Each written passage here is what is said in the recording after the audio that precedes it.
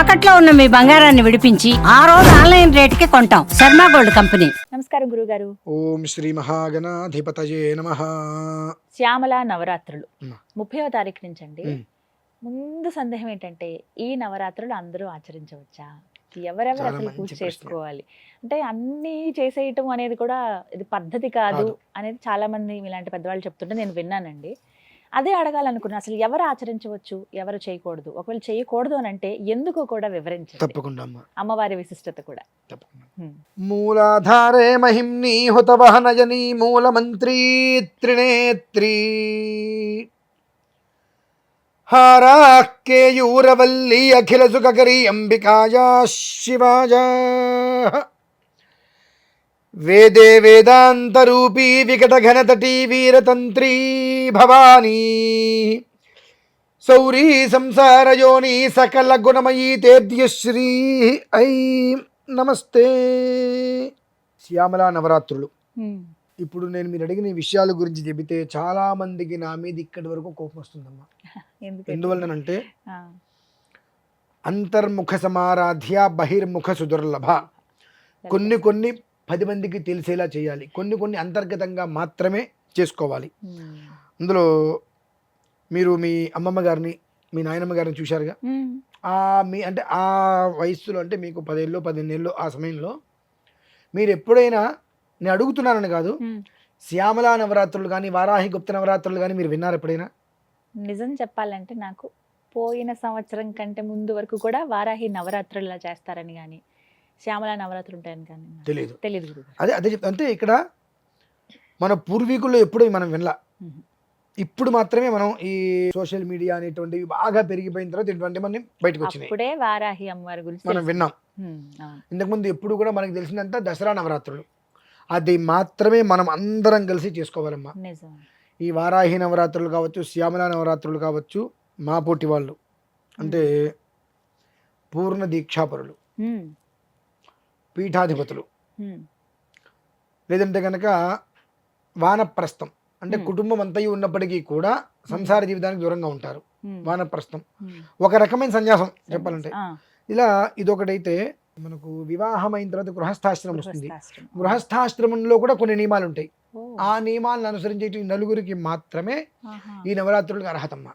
మిగతా వాళ్ళు ఎవరికి లేదండి. చూడటానికి కూడా అర్హత లేవు. అమ్మో. ఆ. ఒక మాట చెప్తా, మీరేమనుకోవద్దు. మ్మ్. అందరికి అన్నీ కావాలని చెప్పి ఇవి చేస్తున్నాం.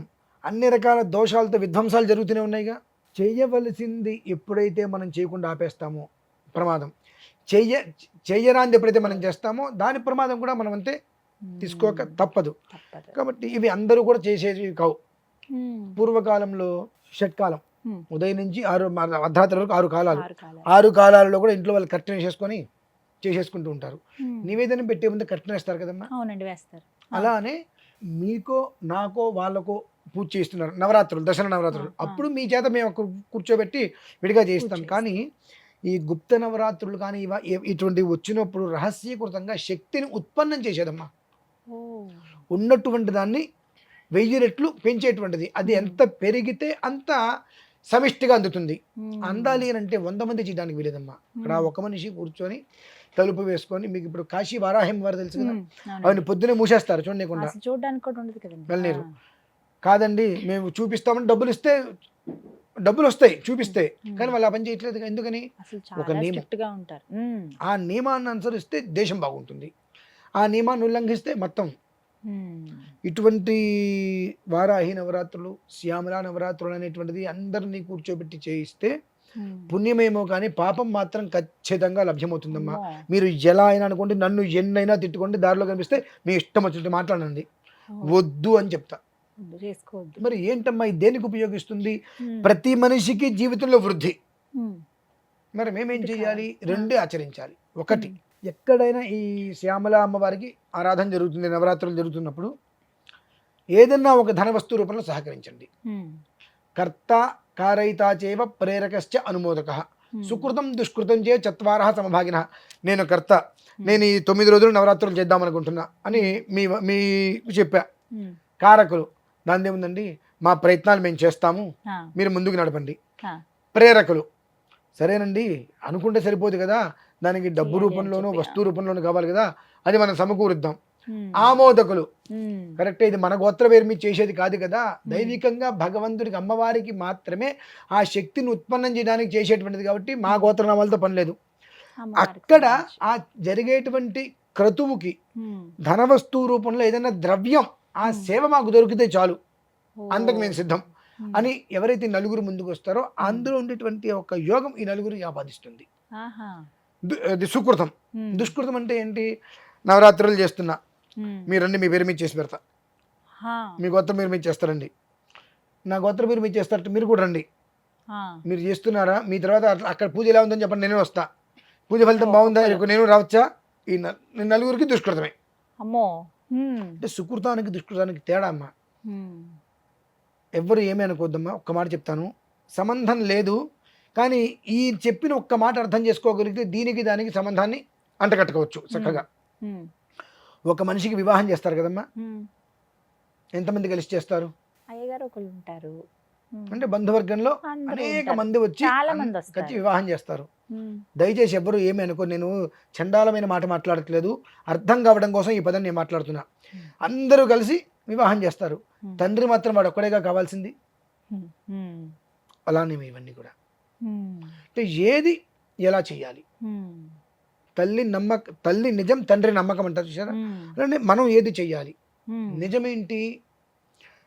దసరా నవరాత్రులు మాత్రమే మనం అందరం కలిసి చేయాలి. ఉమ్, ఇవన్నీ ఏంటి చేయడానికి అర్హత లేవు మనకు, ఉమ్, కానీ ఇవన్నీ కూడా నేను చేస్తాను అని అంటే అది ఎంతవరకు ధర్మం అనేటువంటిది మనం ఆలోచించుకోవాలమ్మా. తెలుసుకోవాలి. అధర్మాన్ని కూడా తీసుకొచ్చి నేను చేసేస్తాను, నేను చెందేస్తాను అని అంటే ఉమ్, ఆ ఒక్క పాపం అనేది అందరినీ ఇబ్బంది పెట్టేస్తుంది. సర్వకాల సమాయుతంగా ప్రతి మనిషిని కూడా ఇబ్బంది పెట్టక తప్పదు. ఉమ్, ఎందువలన ఇబ్బంది పెడుతుంది? అది సంబంధించింది కాదుగా. ఉమ్, మూలమంత్రం అనేటువంటిది చాలా బీజాక్షరాలు, అది ఎవ్వరికి అర్హత లేవు వినటానికి కూడా. ఉమ్. ఎందువలన అవి చాలా ఘనాటఘనంగా ఉంటాయి బీజాక్షరాలు, వినడం కూడా కుదరదండి. పనికిరాదమ్మా. ఆహా. అక్కడ కూర్చున్న తర్వాత ఆ ముద్రలోనే వేసుకుంటూ వస్తాం. ఉమ్, ఇప్పుడు అవును. కొన్ని ముద్రలు ఇవి మనం చూడగలిగినవి, ఉమ్. మిగిలిన చాలా ముద్రలు ఉంటాయి, ఎవరు చూడటానికి కూడా ఆ ముద్రలకి ఉండదు. ఉమ్, అమ్మవారికి నాకు అంటే అమ్మవారి ఎదురుకుండా కూడా నేను కూర్చోకూడదు, ఉమ్, ఆ రూపానికి నేను కూడా సరిపోనమ్మా. అక్కడ శక్తికి అమ్మవారికి కొంచెం ఒక పక్కకి ఉమ్, కూర్చొని అర్చన చేస్తూ ముద్రలు వేస్తూ గంట కొట్టుకుంటూ ప్రతి క్షణం ఒక హారతి ఇచ్చుకుంటూ ఆరాధన చేసుకుంటూ రావాలి 9 రాత్రులు కూడా. ఉమ్. చేసినప్పుడు ఏమవుతుందంటే మీరు ఖచ్చితంగా నేను ఇది నిజమా అబద్ధమా అని 100 మందికి 1000 మందికి నేను నిరూపిస్తాను. అంటే ఈ వాటర్ బాటిల్ ఉంది కదా, ఉమ్, ఈ వాటర్ బాటిల్ నాకు ఇవ్వండి, ఉమ్, దాని మీద మీరు ఒక పేరు రాయండి, మీకు మాత్రమే తెలిసేట్టుగా పేరు రాయండి, ఉమ్, సీలు ఓపెన్ కూడా చేయొద్దు, నాకు ఇవ్వండి, నవరాత్రులు అందరూ తీసుకొచ్చి మీకు ఇస్తాను, దాన్ని ల్యాబ్లో టెస్ట్ చేయండి, ఆశ్చర్యపోతారు. అవునా, ఏం జరుగుతుంది గురుగారు? అంత శక్తి గల వైబ్రేషన్ అందులో కనిపిస్తుంది మీకు. హా. మనకు ఒక మంత్రం చెబుతుంటే మూలాధారే మహిమ్ని హుతవహనయని మూలమంత్రి త్రినేత్రి అంటుంటే ఉమ్, పెదాల నుంచి 7 అంగుళాలు శబ్ద తరంగాలు వస్తాయమ్మా. హా. బయోక్లోబ్ మైక్రోస్కో చిన్న చిన్న వీడియో ఉంటాయి కెమెరాస్, ఉమ్. వాటిల్లో తీస్తే ఆ శబ్ద తరంగాలు మెరుపుల్లా కనిపిస్తాయి మనకు. ఓ. మనకు నార్మల్గా కనిపించవు, ఉమ్, ఆ కొన్ని కెమెరాస్ ఏవో ఉంటాయి కదా, వాటిల్లో ప్రత్యక్షంగా మనిషి చెబుతున్నప్పుడు ఉమ్. శబ్ద తరంగాలు 7 అంగుళాలు వస్తాయమ్మా. ఓ. మెరుపులు ఎలా అయితే వస్తాయో ఆ రకంగా అది అలా వస్తాయి. తిరుగుతూ ఉంటుంది. ఉమ్. ఆ తరంగాలు ఎక్కడి నుంచి వస్తే మంత్ర శబ్దం మొత్తం కూడా అందులోకి వెళ్తుంది, ఉమ్. నీటిలోకి, నీళ్ళలో. అది ఆకర్షిస్తుంది. మీరు దాని వైబ్రేషన్ చూడొచ్చు. ఓ. అటువంటిది మనం ఎలా పడితే ఎలా చేసేస్తామంటే అది ప్రమాదానికే దారితీస్తుందమ్మా. ఉమ్, తీసుకోండి, ఎలా చేసుకోవాలి? ఉమ్, అమ్మవారు చక్కగా శ్యామలాదేవి అంటే సరస్వతి అమ్మవారు పెట్టుకోండి. ఉమ్, దివ్య సింహాసనాసీనాం సుకవీనా లసత్కరాం సంగీత మాతృకాం వందే వరదాం సుస్మితాసనాం రాజే శ్యామలాం. ఇది ఒక్కటి చదువుకోండి, ఉమ్. అది మంచిది. చదువుకోవాలి. కానీ నేను పూజ చేస్తాను, పూజ చూస్తానని కూడా అనుకోకూడదండి. ఎందుకంటే పూజ చేసేటువంటి సమయంలో ఉమ్, అర్ధరాత్రి పూట చేసేటువంటి కాలషష్టంలో అర్ధరాత్రి పూట చేసేటప్పుడు పండు గుమ్మడికాయ బుడిది గుమ్మడికాయ పెట్టి వాటిని కట్ చేసి కుంకుమ అవన్నీ వేసినప్పుడు రక్తాన్నం అంటారు. రక్తాన్నం అంటే అందరికీ కూడా అనకూడదు, కానీ నాకు కొంచెం కోపం వస్తుంది వీళ్ళని చూస్తే. ఉమ్, రక్తాన్నం అనగానే రక్తంతో కలిపేస్తారన్నం అంటారు. ఉమ్. కుంకుమ లలితా సహస్రంలో రక్తవర్ణ మాంసనిష్ట అన్నప్పుడు రక్తవర్ణం అన్నారు, మాంసనిష్ట అన్నారు, అమ్మవారి రక్తం అడిగింది అంటారు. కుంకుమ పువ్వు ఉమ్. పాలల్లో కలిపితే వచ్చే వర్ణం అండి రక్తవర్ణము అంటే. ఆహా. మాంసనిష్టము అని అంటే కుర్తులుగా తీసుకునేది అల్లప్రసం. ఆహా. వీటితో అక్కడ ఆరాధన చేయాలి. ఉమ్, ఆ అక్షతులు అనేటువంటిది ఎర్ర అక్షతులు ఉంటాయి, నలుపుతో చేసిన అక్షతులు ఉంటాయి. అవి వాడుతున్నప్పుడు అమ్మో ఏదో చేసేస్తున్నారు అని రకరకాలుగా భావిస్తూ ఉంటారు. ఉమ్, కనుక ఎవరిని మేము చూడనివ్వు. రహస్యకృతంగా చేసుకునేవి. అందరికీ కూడా చెబుతున్నాను, మేమింతే, పంది బురదలోనే దొర్లుతుంది, మేము ఇలానే ఉంటామంటే మీ కర్మ మీరు అనుభవించండి. కాదు ఇటువంటి ఇబ్బందులు మాకు వద్దు అనుకుంటే చక్కగా ఆ శ్లోకం దివ్య సింహాసనాసనం అనే శ్లోకాన్ని అందిస్తాను. ఆ శ్లోకాన్ని పారాయణ చేసుకుంటూ ఉంటాను మినహాయిస్తే. లేదు మీ పరిసరాల్లో ఎక్కడైనా వారాహి, ఇప్పుడు మన అమ్మవారికి ఇప్పుడు శ్యామలా నవరాత్రులు జరుగుతున్నాయి అంటే ధనవస్తు రూపంలో ఏదైనా సహకరించండి అంతే తప్పితే ఇక నాకు ఇది కావాలి, నాకు అది కావాలి, నా పేరు ఇది, నా గోత్రం ఇది అనేటువంటి దాంట్లో వెళ్ళి ఆ ఒక్క కర్మ ప్రారంధానికి పూనుకోవద్దు. అది మాత్రం ఖచ్చితంగా చెప్తాను. ఈయన ఏదో చెబుతారు అనుకుంటే మంచిది. మీకు కాస్త బుద్ధి జ్ఞానం అనేటువంటిది మీకు ఎవరికైనా ఉన్నట్లయితే మీ చిన్నప్పటి నుంచి మీ ఇళ్లలో ఎక్కడైనా ఈ వారాహి నవరాత్రులు, శ్యామలా నవరాత్రులు అనేటువంటి బయట ఎక్కడైనా చేశారా, మండపం పెట్టి 10 మందిని పిలిచి చేశారా అనేటువంటిది ఒక్కసారి ఆలోచించుకోండి, మీకే అర్థమైపోతుంది. చెప్పకలేదు, మన వాళ్ళకి అర్థం కావాలంతా. శ్లోకం అమ్మవారిది ఈ 9 రోజుల పాటు శుభ్రంగా శ్లోకం చదువుకొని ఓ బెల్లం ముక్క నివేదన పెట్టి తినమని. అంటే దానివల్ల ఏంటి, అది రోజు చదువుకోవచ్చు. 9 రోజులనే కదండి, రోజు చదువుకోవచ్చు. అంటే కొంతమందికి అయ్యో మేము చేయలేకపోయామే, అసలు బాధే అక్కర్లా. ఈ దివ్య సింహాసనాసీనం అంటే ఏమిటి అర్థం అక్కడ, నేను ఏ వృత్తిలో అయితే ఉన్నాను, అది ఏదైనా కావచ్చు, కాక ఉద్యోగం కావచ్చు, వ్యాపారం కావచ్చు, ఏదైనా సరే, నేనున్నటువంటి వృత్తిలో దివ్యమైన సింహాసనం మీద నేను కూర్చోవాలి. అమ్మ నువ్వు ఎలా కూర్చున్నావో ఆ రకంగా నేను కూర్చోవాలి. చక్కగా సుఖవీణా లసత్కరాం సంగీత మాతృకాం వందే, నిన్ను ఎలా అయితే కనుక భాషిస్తున్నామో ఆ రకంగా నేను, నా చుట్టూతో నా పరివారం అంతా కూడా ఎప్పుడూ కూడా సంతోషకరంగా ఉండేటువంటి జీవితాన్ని నాకు ప్రసాదించు తల్లి, అంతే అని అర్థం. తెలుగులో మాట్లాడుకుంటే సంస్కృతంలో శ్లోకం అది. కాబట్టి ఆ ఒక్కదాన్ని ఆరాధించుకుంటూ ఉంటే చాలమ్మా. ఇవన్నీ ఏమి దాని జోలికి వెళ్ళి మాత్రం కర్మ ప్రారంధం వేరు, ప్రారంధ కర్మ వేరండి. ప్రారంధ కర్మ అంటే వాడికి ప్రారంధ కర్మరా అంటారు, అంటే చేసిన దానికి అనుభవించడం. కర్మ ప్రారంధం అనుభవించడం కోసం చేయటం. కాబట్టి అటువంటి వాటి దూరంగా ఉండి మనందరం క్షేమంగా ఉండాలి అని నాకు చాలా సంతోషం గురువు గారు. మాకు కాస్త కళ్ళు తెరుచుకున్నాయనే చెప్పాలి, తెలుసుకోవాలి అందరూ ఈ విషయం. మీరు అనుకున్నారేమో, మీరు మిమ్మల్ని అడగంగానే చెప్పారు 2 సంవత్సరాల క్రితం వరకు నాకు అవగాహన లేదండి అని చెప్పి. కానీ మన ప్రేక్షకులు ఉంటారు చూసారండి, వాళ్ళు కోడిగుడ్డ మీద ఏకలు అక్కడ దొరుకుతాయని చూసే రకాలండి, అనకూడదు. కానీ అంటే మంచి చెబితే వాళ్ళకి నచ్చదు. ఎందువలన కాకరకాయ ఎలా ఉంటుందండి, చేదుగా, పంచదార తీయగా, ఆనందంగా ఉంటుంది.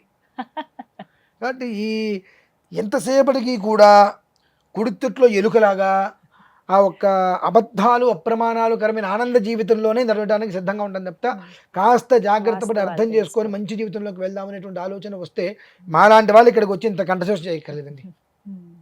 చక్కగా వివరించారు, తెలిసేలాగా చెప్పారు అందరికీ. ధన్యవాదాలు గురుగారు.